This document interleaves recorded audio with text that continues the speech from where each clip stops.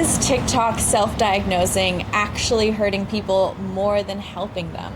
First of all, I don't know, but I think self-diagnosing is a very slippery slope.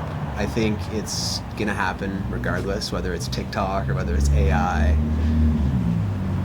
I think diagnosing, once you understand what diagnosing is, like I've been in this therapy space for 7 years, and I've learned that a diagnosis is a mental health diagnosis is based on observed symptoms, not based on like a blood test or like anything like definitive biologically.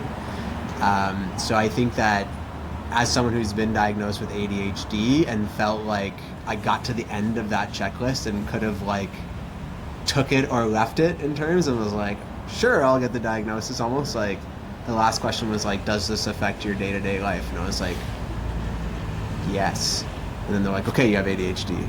But that's how, in my experience, a lot of these diagnoses work. And then it's just sort of like, how does a diagnosis serve you? When I was diagnosed with ADHD, I was sort of educated on what a diagnosis is, so the diagnosis actually didn't like rock me too hard. It also didn't like give me a huge aha and like plug me into a community, which I think it does for a lot of people. So if they feel super validated and understood, and if they're in a community with other people with that diagnosis that they can relate to, I think that's can be beneficial. But I have concerns with folks that are like leaning on their diagnosis for a huge part of their identity, because that